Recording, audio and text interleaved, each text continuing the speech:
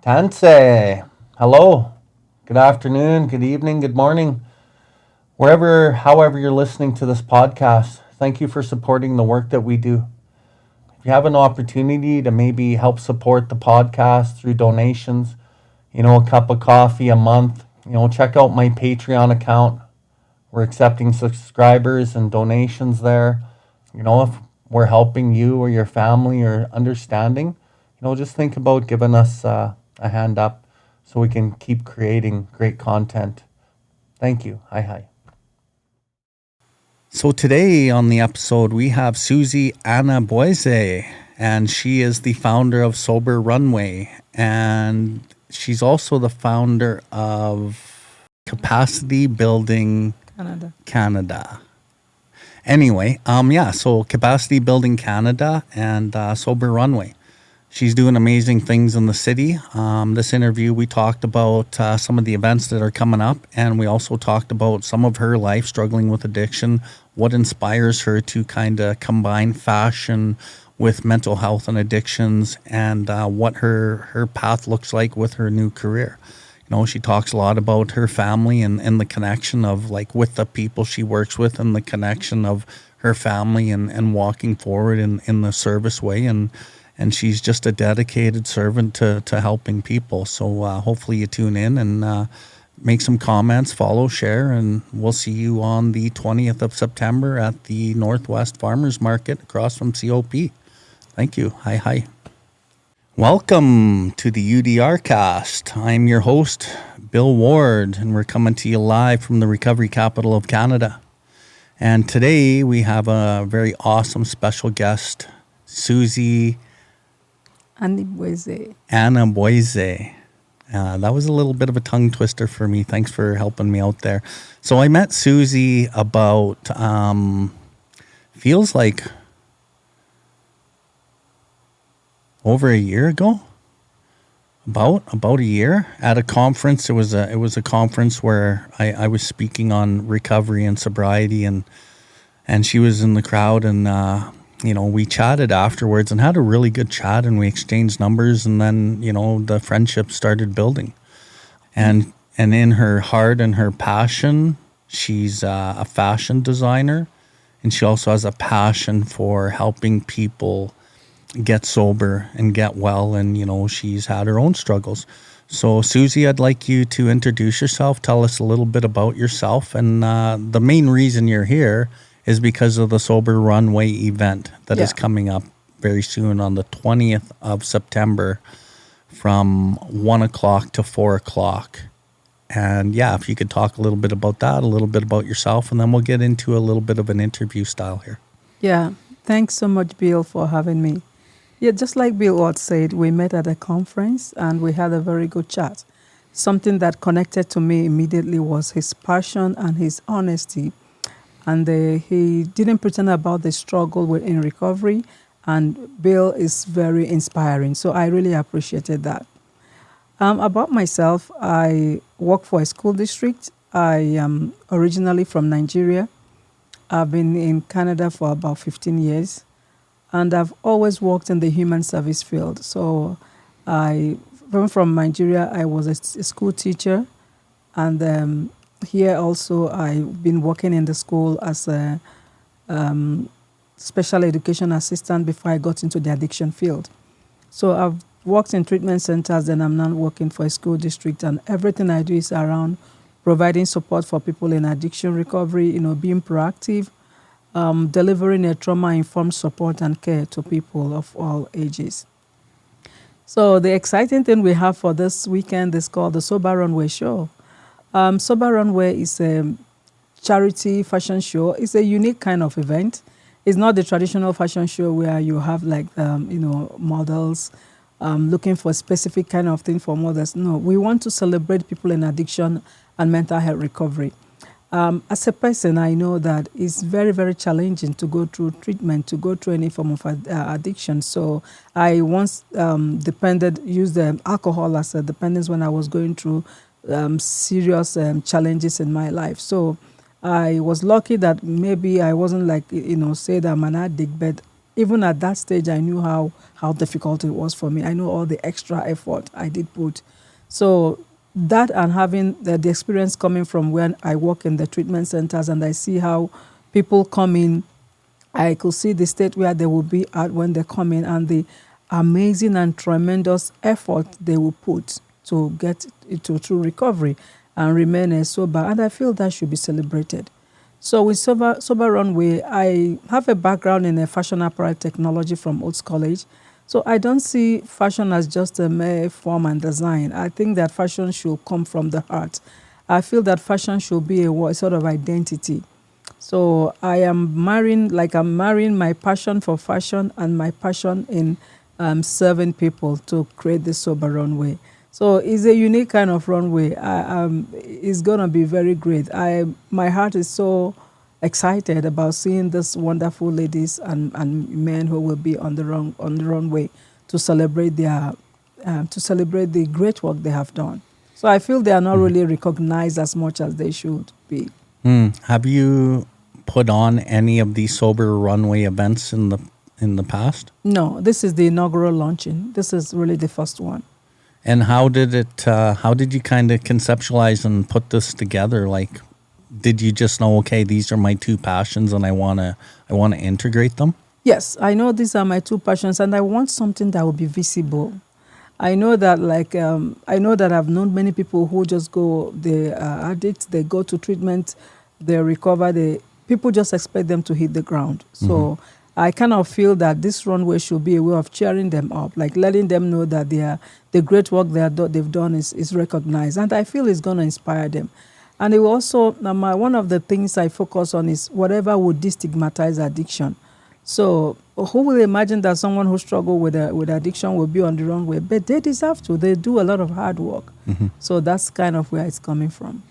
And one thing that you said when you were doing your intro was you've spent a lot of time working in treatment centers, and you saw how hard of work people put into their recovery and what it takes, and that was inspiring to you, right? Yeah. And now, kind of destigmatizing, inspiring people to take this outside of treatment into their lives and build a life for themselves, right? And celebrate the hard work that they have put in to get to the place that they have gotten to, eh? Yes. That's amazing. Yeah. Thank you. It's amazing. And we spoke earlier, and you said that you had your own struggles with substance abuse, alcohol. Yeah. What did that look like? What that looked like was it took me to a very dark space where I wasn't even seeing any solution. It wasn't helpful, but I didn't know any other option. Then this is coming from, and I'm going to share this in my book, because I came from a background where shame is very big. So addiction, any form of addiction, is highly stigmatized. I come from everywhere, from domestic background, from my religious background, from my cultural background. So when I was going through this challenge, I felt I would be judged, and actually I was being judged. So considering my age, I was going through a divorce, and it's after over 2 decades of marriage. So you know how everybody would think like kind of, are you crazy, and what is going on? And I had some people say to me, or to my hearing, like, you've been there for over 2 decades, what changed now? So, but they don't know whether for this past decades, were you happy? Were things really going on well? What changed? So, but I just feel that because of all the cultural connotations, all the cultural expectations, that you are not expected to talk about some of these things. It's supposed to be like a family secret. Nobody should hear about it. So that was kind of what trapped me into the situation. And the only thing I could do was to use alcohol as an escape. So I was somebody who could never take alcohol in the past, and I've never really tasted anything like gin or rum. So talking about alcohol, I'm even talking of things like sweet wines. So maybe 10% volume, but it will really it's supposed to knock me off. So where I started realizing that it wasn't helpful was that even when I take that little alcohol, normally before I should just make me to sleep, which probably was doing it earlier. But you know how the thing around addiction with tolerance. So when that tolerance was over, it wasn't helping. And I saw that the problem is still there. And I just felt, no, I have to change this. But I know it was a struggle. It took a lot in me. So do you think a lot of your drinking came from like what you were talking about, the cultural shame, the societal shame, and that was part of what you were blotting out? No, it was because if not for those shame, I would have sought for help on time. I would have been open. If there was no stigma around it, I would have been open right away to start seeking help and talk about it. One of the biggest things, so I work a lot in First Nations communities, and one of the things that I see while I work in various communities is the family wants you to respect their name, and so don't be talking about our family to other people. And a lot of these families have secrets that keep the family very, very sick. And when every family's doing that, it makes for some very sick communities, right? And sick people. And it's just an indoctrinated belief system that is very destructive, right? And so you're saying that, you're from Nigeria. Yeah. And so I'm assuming some of your cultural background had these beliefs and you just carried them through. And you had mentioned your religion also had some of that too, right? So every angle of life almost kind of was telling you that, eh? Yeah, every angle of life kind of stigmatizes these things. They don't want you to talk about it. Like you're just being judged around your age, your social status. So why should you be the one talking about it? Yeah, although I must say that I'm very lucky as a family, though. My family was not initially, they were everybody, because of that cultural, and everybody feel like kind of on edge. Do you think this is the right option? Have you exhausted every other thing? Even though they see those things, those challenges, but luckily got to a point when they kind of braced up. And yes, I agree with you. Maybe if they weren't in support of me, maybe I should have been dealing with that, and I don't know what I would have been today. So family plays a huge role, and most times, if they don't come to the drawing table where they take a deeper reflection, removing the religious and cultural indoctrinations, it might be a challenge. Mm-hmm. So obviously, you have broken through the walls of some of these stigmas within all those areas. How did you get out? How did you start breaking through and like being open and vulnerable? How did the catalyst start for you to see that you didn't have to live like that? And I always say like this, I always look at it like this. And I said this when I was sober, I realized this. I'm like, whose damn ideas am I even living by? Whose beliefs am I even living my whole life by? And I sat there and I realized I'm living by everybody else's ideas. These aren't even mine. When did those moments kind of happen for you? How did they happen? It happened to me in a very unique way that I'm very thankful that it happened. So part of the things that we also focus on, considering my cultural background, is shame. So what would the children say? Apart from what would the family say? So what would the children say? And I can tell you that many things that I had endured was coming from the children.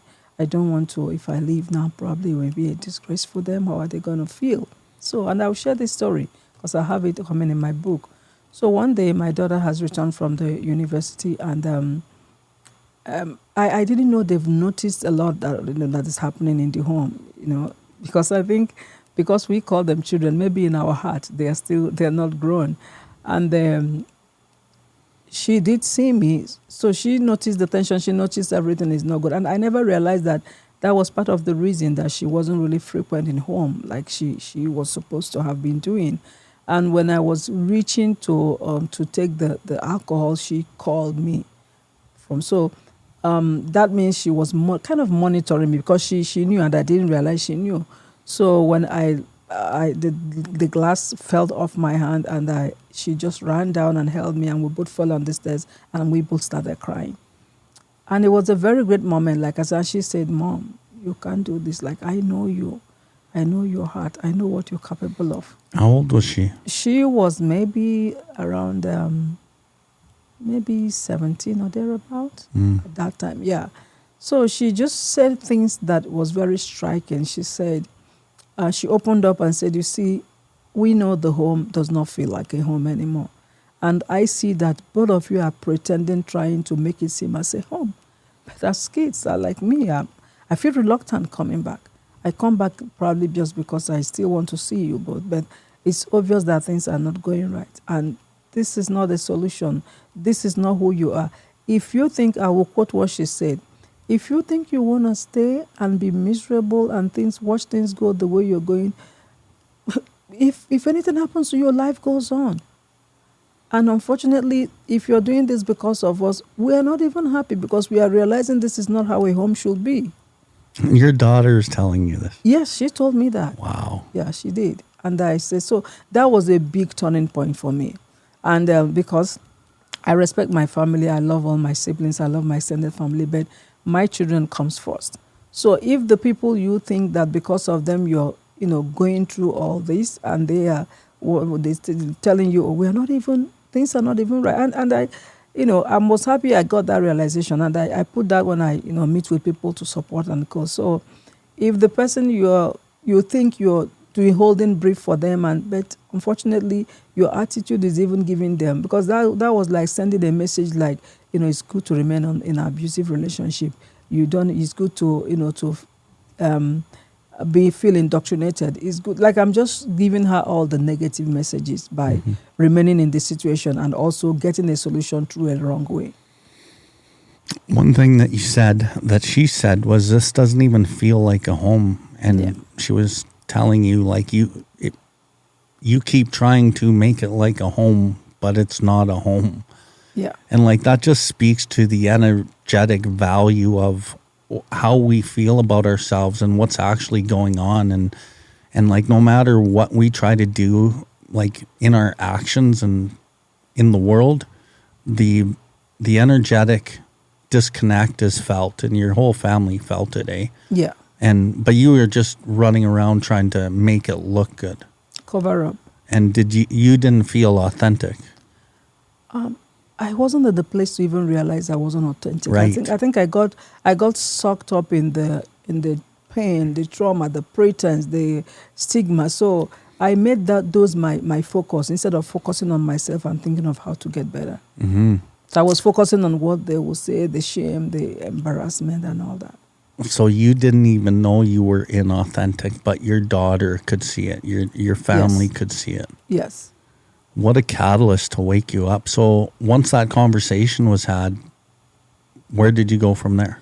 Oh, I just instantly, I promised her like I was never going to go to that bar, like touch that drink. And I started looking inwards. So I was just living in denial. It's not as if I didn't see all those things. Yeah, but I wasn't in that place to admit it. And there's something else how you say, what was that thing that woke me up? So I work at a treatment center at that time, and you were working at a treatment center? I was working at a treatment. I wasn't working at that point, but I started working at a treatment center shortly. And one of the things that shocked me was when like I said, when the ladies come in there and I see the effort, I see that so I started seeing myself like one of them, in the sense that they also have problems, but they come here to make themselves better. So why should I sink in my problem? Why won't I make myself better? Why? Because I continue thinking, like I dwelled so much in, like getting married, divorcing after 20-something years was huge for me. Mm-hmm. So it was like, oh my God, how can this happen? What could I have done? So when I see those women come in with problem and they live better, I just told myself, they inspired me a lot. And I told myself, you know what, I might as well, also get away from my own. So I started, while I was there, I started learning. I was also learning like how you could also make yourself feel better. the things, the efforts you could also take. So, because I think I came from a background where women are not as there's a lot of limitations on women. So being in another setting, I know they are not the same setting, but I started seeing that, yeah, it doesn't matter. You have the right over your own life. No one should decide for you because maybe you're a woman or not. So that was huge for me. That inspired me so much. And again, just more belief systems, right? Kind of being Yeah. indoctrinated in societal belief systems of what a woman's role is, what a man's role is, Yeah. and kind of like fitting into that, telling yourself the story, and a lot of our society does that. And Yeah. and what I love about how you brought the word shame into this, like shame is all over what we're talking about, and I don't know if you know the exact definition, but I know like the definition out of the dictionary, and I use the word shame and this definition quite often, and I'll use it now. Shame, dishonoring one's own consciousness. And so every time you went against yourself, but a lot of who we think we are isn't really who we are. It's the story that we told ourselves, or it's the story that we've been told about who we are. Yeah. And so then we act in the world based on these stories or how we're supposed to be. But along the way, when we act those ways, we actually dishonor ourselves. And we create these layers of shame. And some of them can be like paper thin, and some of them can be thicker. But the reality is, it doesn't matter. As you create shame, you need to blot it out. And alcohol becomes a great blotter. And it actually works for quite some time. And like, you know, I don't want to pry, but you did mention that you had been in a marriage for 20 years and Yeah. you finally had to like leave that marriage. And just based on the work that I do with people, there's got to be a component in there where you dishonored yourself through that marriage somewhere, and Yeah. to the point where you got to a breaking point. And I don't know what happened in it, but it had to blow up somehow because you were blowing up inside. Yeah. Right. And that was probably another piece of this catalyst that kind of allowed you to live the life that you're living now, which seems very authentic, and you seem very happy and you're full of life and love. Right. Yeah. So did the marriage part, how did that play into this? Because you were now living with the kids alone. The husband's now gone. How many years were you on your own and blotting it out with alcohol? And like, how did the marriage play into like this story? The way it played into the story, I will say it's. I just feel you have to get to that point where you know if something is not working, you have to own it, and and take a step backward. I call it do an inventory in your life and see what you're doing. Where is it going to take you to? Yeah. So I discovered that, and I have to be with them for a while, but I could tell you during the process, one of the things, the lawyer will ask me when initially I couldn't even afford one. But something I realized in the whole journey was that I needed to be who I am supposed to be. I needed to connect with my actual self. Like you used that word authentic, it meant a lot to me. Yeah, I needed to be authentic. That was the thing that inspired me through the whole process. So even when they were talking around a lot of things that comes up in the bus, I just maintained that I want to have my peace. That was how I was putting it. I didn't care it was kind of a big shift for me, from where I was then with him to where I ended up being. But I had my peace. And that showed me how being authentic, how it's a priceless feeling. Yeah. So I experienced that priceless feeling of being authentic. So along the journey, like kind of sitting in the inauthentic parts, or the parts where you couldn't really see the truth from the false, was there a moment where you're like, I'm not authentic? Or was it like more like, okay, I see these girls doing better. My daughter has to chat with me. I need to at least move in the direction of myself. And then along the journey to like working on yourself, is that where you kind of found the piece of authenticity and were like, yeah, I'm becoming who I was meant to be? Or was there a moment way before that says, I'm not authentic? I doubt that's the case, but maybe I'm wrong. No, you're right. You're not wrong. So while I after my chat with my daughter is like a confirmation of, you know, you are not authentic. So it was like a confirmation for me. I already knew it was a struggle, and I knew I was just covering it with I knew I was handicapped, you know, with those religious and the cultural thing. But that conversation was helpful. What the women I see did for me, it was it's like a very, and it was very inspiring to see that. Oh, because where I was working before, I wasn't exposed to seeing people who have challenges and how, you know, I wasn't privileged to see them coming with their stresses and to watch them leave feeling much better. So, you know, like we all go to the hospital, but you just meet people in transit, you don't see. So, but I see that journey. So that gave me the hope that no matter what I'm going through now, if I put the work, it's going to get better. Mm. Yeah. And what was the work? What did you put in? How old were you first? I think I should be like about 40, maybe in my mid 40s then. Wow. Yeah. So the work, what worked for me, like something I realized, which is related to what I'm doing now, is when I talk about connection. So look at it this way. I came from a certain cultural background, certain religious background where people will stigma, shame, and all those things. So I didn't want to connect with them anymore because I know that they all, like they see you, they know what is happening. You know that you are being judged. There's no pretense about it. And remember, authenticity became my focus. So I have to move away from that environment entirely to a different environment. And that was helpful. Then I started making connection with people that I see that are also authentic. So I don't have any problem with somebody sharing, oh, you know, I was doing this, I did this, that, no matter how horrible it might sound.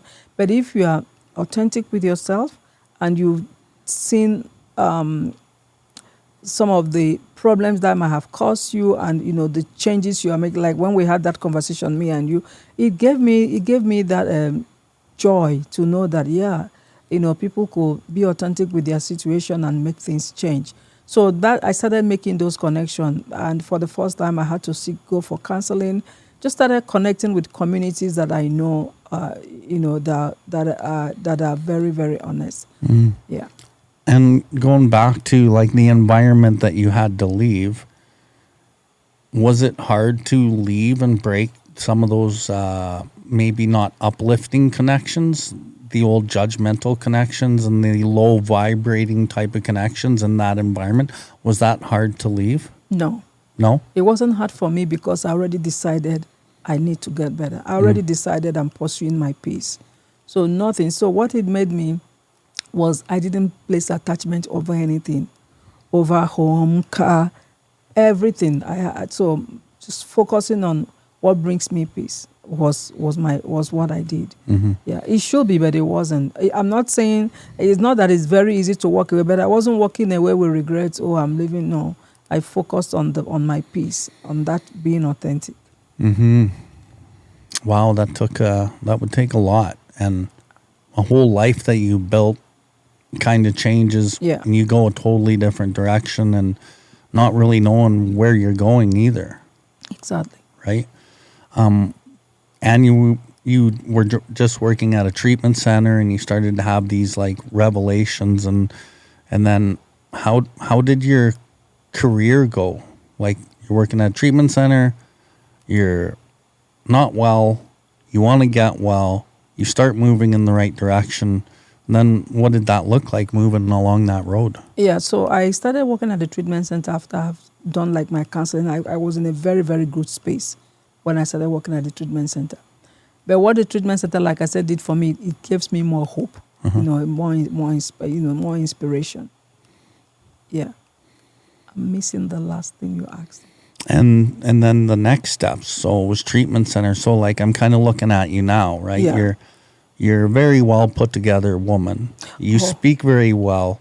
I've been on your Instagram channel. I know a little bit about like your fashion career, and like you've just checked off so many boxes of somebody that's doing well and living with passion and authenticity and you have a great job, you help people, you're a servant to our creator or God or whoever you want to say it. And like, but from that journey of the treatment center to where you are now, like, how did you bounce to where you are? Navigate. Okay, so when before I came to the treatment center, I already had my diploma in fashion apparel technology because Okay. I did fashion back home. Yeah, so I had a clothing line, but with COVID and all those other stress, it didn't. It was like it was a struggle. Then the COVID. So, but when everything I do, I like I focus on is solving a problem. So even with my clothing line, when I initiated it, my intention was transferring African values into Western contemporary dressing. So I never see fashion as just something to just cover your nudity. Yeah. Then I started learning more about addiction. So I went to school, and even now I'm just finishing my. I'm just starting my practicum. I did the Masters of Arts in Counseling Psychology. So yeah, so it gave me the privilege to. I saw that is where I just connected with that, with everything around addiction, watching people in recovery, how they do, and I'm somebody who always like to help. So I just connected with it. So it gave me a lot of privilege. Being authentic made me to realize that what I was the area I was going was the line of thing I wanted to do in the past. It's not that it wasn't okay, but it wasn't fulfilling. So I'm now looking for something that brings me fulfillment. It's not just something that I do because I need to get paid. That was what being authentic brought to me, and I focused on that. So I did my extended, did further education around addiction, and I started making all those connections. You know that we do the Street Friends connection, where we go to provide support to people on the streets, like we just call them street friends. So when I go there and I chat with them, the last one we did, I sent you pictures. We were even playing music. So those are the kind of things that really make me happy. Seeing people who are willing to, to share their story, giving them hope. So giving people hope, letting them know that, it could be bad today, tomorrow might be better. So this is how I kind of say I kind of transformed into what I'm doing today. So as that was progressing, I now realized that, oh, you know what? When people do all this work, so imagine some people with addiction, they become homeless, and somebody have walked their step backwards until getting into recovery. They need to be celebrated. And I think I know how I can do that. So, and it's not just the fashion show that we are doing. We also want to make connection. So it's not just a fashion show program event. It's a program. Sober Runway is a program for capacity building Canada, which is the non-for-profit that I have with some people. So we're going to continue providing support to people, and part of it is helping you to make those connections, navigate through some things. So we have some people who offer free, like 30 minutes counseling support. We have some people who can talk to you, like some kind of recovery coaches who work with us. Yeah, with some people make donations and we provide support. I had an experience one day that really humbled me. During the Street Friends connection, and I was sharing. We have made some foods in a Ziploc bag, not like snacks and chips and all those things. So I was handing it over to these 3 people seated on the street, and 2 of them took it, but the 3rd person did not. And I usually ask, like, is there a thing you don't like? I can change it because I carry them in my car. And she said, no, I am celiac. And I'm like, oh my God, how can somebody be on the street and the person is requiring a dietary accommodation? So that was very challenging, and it opened my eyes. So some of the things we also do now, we have, depending on what we have, we could give like $50, $100, or whatever we have to switch people when we identify them. So just to, to support them. So it brought me to a happy place. Yeah, it just brought me to a happy place. Holy, I can't believe you. You're pretty amazing. Street Friends, does that work through capacity building? Yes. Yeah. All this program, even Sober Runway, is through capacity building. So Street Friends is a program that you guys do where you do community outreach to the homeless, and you walk around downtown Calgary? Yeah, we usually, most times we had, what's this called again? I've forgotten the name right now. But we are usually in Calgary. We like go to the place. We don't do in a particular place, but we go where we know we're going to see a couple of people. It kind of looks a bit easy during summer. It's more challenging in winter. And that is where I really want us to do a lot of work. And we are going to do even a campaign, because I'm thinking of if we're able to raise some funds to design, like this, I know how to design. So I want to design some unique head bonnets and caps and what's it called, gloves, things that that will help someone on the street. Yeah. And Capacity Building Canada is the name of the non-profit. Yes. Yeah. How long has that been active and going? How long you been doing all this? I think it's been active and going for, I should say, like 5 years or thereabout. But we got registered about 2 years ago. Okay. Yeah. So it was kind of like a grassroots, and then now it's registered, and yes, now you're able to receive donations and do that and kind of be a government regulated. Yes, now, right. Yeah. And we recently got a license for AGLC. Just got AGLC a few days ago. So with that, we can do a couple things. What's AGLC? Alcohol, gaming, and liquor license. Okay. Yes. Okay. Yeah. So Tamara, you met Tamara. She works with me, and she sets up the studio and gets everything going. And she's like one of those angels that work in the background, and she's always just doing the things and never really gets the accolades, never is really like on the front and center. But I'm pretty sure that's the way she likes it, eh? And she just works under the radar. And I have a saying, and it's cream rises to the top. And Tamara is cream, and she rises to the top. And she also does a whole ton of like similar work that you do. Oh. And she's built some pretty awesome programs in the city of Calgary. And she continues to like expand this. And she's so passionate about doing the outreach and helping the homeless people. And so you should connect with her, because she works with the Central Outreach Hub downtown out of the Central United Church. And then so my good friend Robbie Daniels, who I guess is coming to the Sober Runway. Yes, he will be one of the models. He's one of the models, eh? Yes. It was interesting when you sent me. I'm like already connected with him, and he was so happy. Yeah. Have you had good chats with him? No. He's an amazing guy. Oh my God. He's just like a sweetie, eh? And him and I are really good friends. And he does that, right? He goes out. He spends his own money. Fills up the wagons, and I'm sure that's what you did. That's what. So even till today, that's what we're doing. So we've not had any grant or anything yet. Yeah, but we do it. Honestly, as a family, me and my children, we have a budget. Every month we do that, and we buy. Everybody knows what we buy and how we pack it, and so sometimes we put like a smiley sticker. Sometimes I put like information on where to seek for help. Just on the Ziplocs. Yeah. Wow. So you and your family put your money together, and you guys do this. I met your son. What was his name again? Michael. Yeah. And how many kids do you have? 2. Yeah. So daughter and my daughter is Ify. Ify, yeah. So Ify and Michael and yourself, you guys all go out and do outreach together? Yes, they join me, but we have a team also. Like, okay.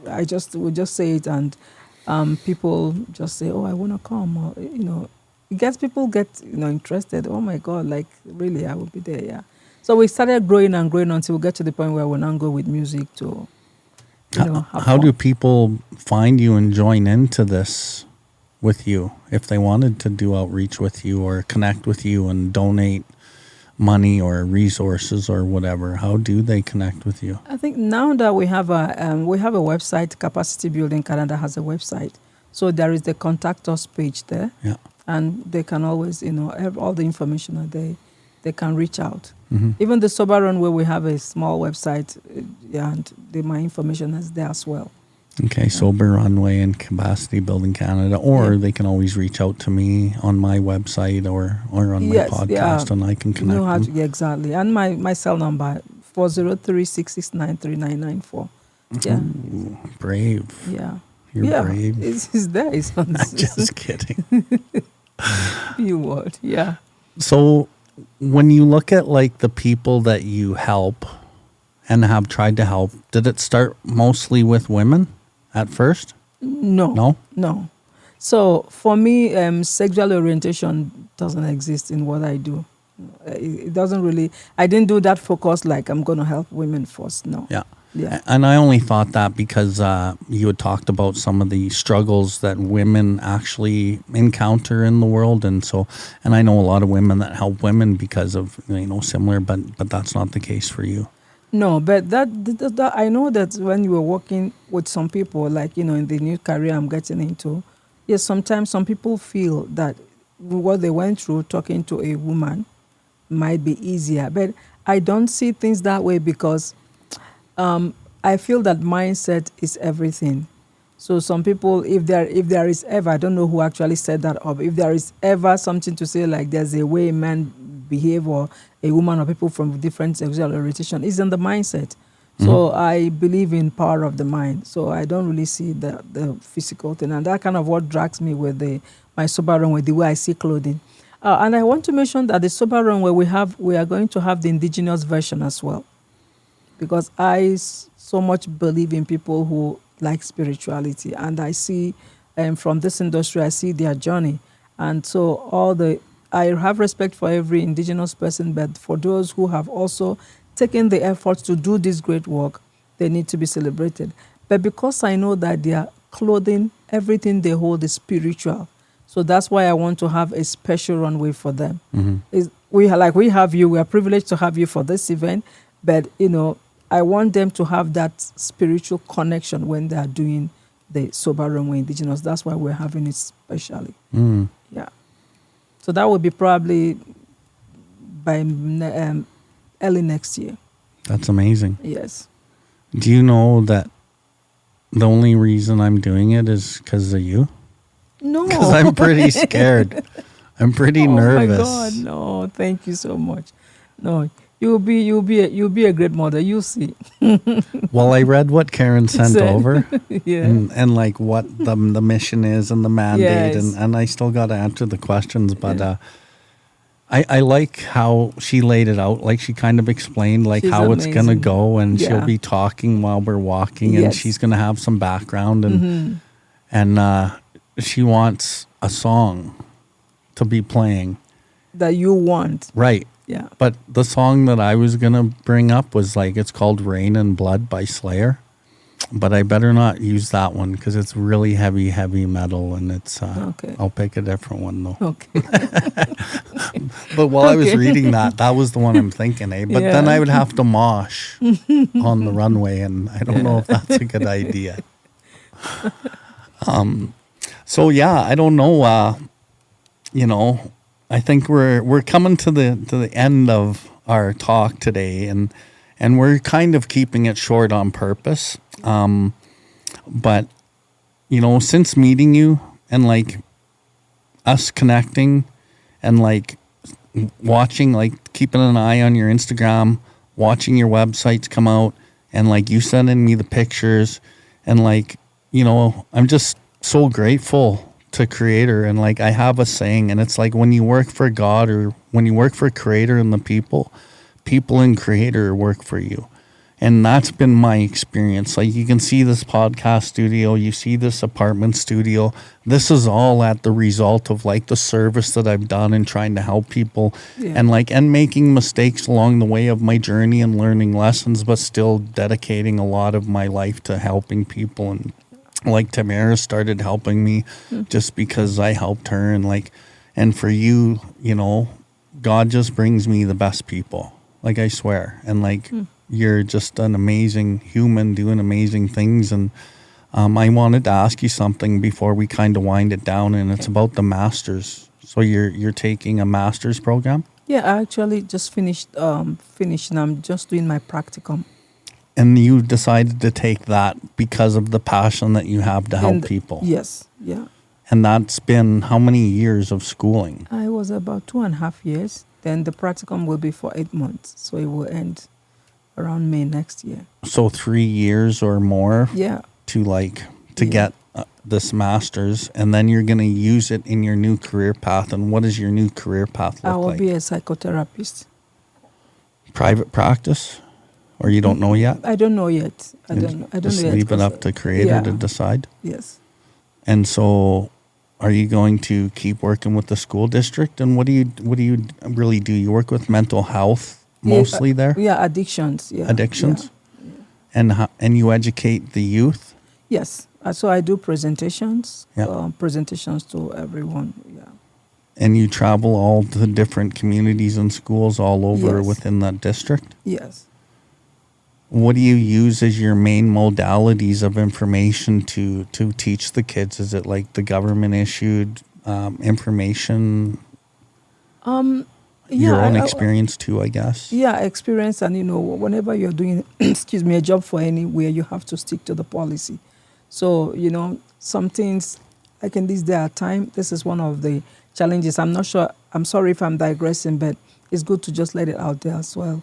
In this day and time, there's so many information parading on the social media, on the internet and stuff. So, and it's creating a lot of misinformation, especially on youth, even adults, because I know people, when you're having a conversation with them, they kind of begin to like argue, and when they want to give you like a reference, they go, "Oh, I saw it in this podcast. Oh, this what do they call it? Influencer was saying it." So people now getting carried away with the number of views and number of followers. So they think that's make the thing to be authentic. Mm-hmm. Yeah. So the information, we have to make sure that you're giving evidence-based information, and you're also following the policy of the place where you're working. Mm-hmm. Yeah. But basically, it's not just about even where I work. I'm going to start doing this in the community. Because I told you about connection. Connection helped me a lot. And see the example you gave, it boils down to connection. The thing we're having on Saturday is also about connection. Because if we make those positive connections, the universe will feel better. Everybody will be better. Mm-hmm. Yeah. Yeah, and they say in the recovery community, the opposite of addiction is connection. Yeah, it's not sobriety. Yeah, Gabomati, I love that a lot. Yeah. Do you know I met him? No. Yeah. He's going to come to Calgary next year. Do you know? Yeah, I heard. Yeah, I think he's coming soon, actually, too, for something. I know they have a very big addiction workshop coming up within next week. Yeah, I'm going to it. I will be there as well. It's called the Recovery Capital Conference? Yes, conference. I will be there. Yeah. Yeah, I think for 3 days. Yeah. Yeah, so I'll be there. Is he coming? So you're doing the 20th, Sober Runway, September 20th. Yeah. The Last Door is doing the Recovery Day Alberta. Mm-hmm. And BILLWARDLIFE, my company, is the official T-shirt supplier for Alberta Recovery Day. Okay. And then I got an artist from Sutina, AJ Starlight, to design the artwork for that T-shirt. Awesome, It's amazing. And it's a buffalo, and it says "Through the Storm," right? Because the buffalo is the only animal that goes directly through the storm, and that's basically what recovery is. Yes. Right? It's true. And then on the 22nd, 23rd, and 24th is the Recovery Capital Conference with all of these great speakers. There's a friend of mine named Ray Dawn Whitney. She's on the Indigenous panel. Another good friend of mine, Buck Breaker, is heading the whole Indigenous aspect of that conference. I'll introduce you to these people. Thank you. And Ray Dawn's going to do a Drop the Bomb talk. You should try to get in on that one. Okay. And I'm going to have merch at Recovery Day Alberta, and I'm going to have my booth set up at the Recovery Capital Conference. And those guys are doing some amazing things, also kind of arranged by the Last Door and a board, I believe. But so yeah, you'll be there, eh? Yeah, I will be there. Amazing. Be there. Yeah. Who are you coming with? From my job. Oh, good. Yeah. Nice. There. Well, you can come over to my booth and have a visit. Absolutely. Yeah, I will. Amazing. Yeah, I will. Okay. Well, is there anything that you want to say to the folks who are watching or listening to this episode prior to us wrapping this up? Yeah, I would like to say that we should, for those who have families or friends who are still dealing with addiction, I want to pray for patience for them. I want to say that it's usually kind of easy to have that misconception feeling that when someone gets treatment, the person should hit the ground. So I just want people to be kind of trauma informed in their approaches, and have more patience with the people who are in recovery, because I think that is something that will help them to do much better. Minimize all the expectations. I'm not saying that just the way to minimize expectations and give the person the room to make that improvement. Yeah, that's one thing I would say. And also would not stop talking about the importance of connection, and being authentic. Sometimes it is very, very hard. If you can't get to realize that you are masking a lot of things, if you're able to do it better than myself, like I started realizing when I fell into that situation better. So don't be judgmental. Stigma kills. I have a lot of I have a lot of data on that, on what stigma could do, and it cuts across every age, the young, the old, seniors. Stigma is very, very horrible. So if people could remove stigma of any type, sometimes people say things like, "Oh, you're a drama queen, you're this, you're that." All those things, it matters. So don't trivialize. We shouldn't trivialize stigma in any way. Yeah. So I want people to be conscious of that. That's beautiful and amazing. Okay, well, if you guys want to meet Suzzy, we'll see you on the 20th. And where is it? It's at a market, right? It's at the Calgary. It's at the Calgary Farmers Market. It's called the Loft. So it's a different entrance when you get to Calgary Farmers Market, the northwest one, opposite COP. Yeah. Yeah. I also want to give a shout out to our presenting partners so far. We have Aventa Center for Excellence, Aventa Treatment Center. We have a Fresh Start Recovery. We have a Calgary Dream Center, and we have a ARC. No way. Smart Executive, yeah. So far we have You've hooked up with those 4 organizations, eh? Yeah. Adventa, ARC, Fresh Start, Recovery, Calgary and Dream the Center. Dream Center. Yeah, and the Dream Center. Good for you. Yes. Good for them. Yeah. Yeah. Now you made me more nervous. No. No. Don't be. This is amazing. Yeah, it is. And I'm putting the word out to some of the other centers too. I'll mention it to the boys at 1835 and to Alcove and to Sunrise. So I'll put it out there a little bit too. And I did do a post, and I'll do some more also. So yeah. Thank you. And Thank next you year, so will much. it happen again? Yes, it's an annual event. But like I said, it's not just the fashion show will be annual event, but we have events in between, supporting, and we do a lot of work in winter because that's when the street friends struggle a lot. So yeah. Okay, well, keep Sober Crew in your mind because you're going to meet Robbie, and he does a lot in the winter. And keep me in mind, and anything I can do to try to help. Always try to help you out. And so I thank you very much for coming. No, thank you for having me, and I'm looking forward to seeing you on the runway. Thank you. I'm looking forward to being there. It's going to be fun. Thank you so much, Suzzy. Thank you. Okay, have a good day. Okay, you too. Okay, bye. Bye.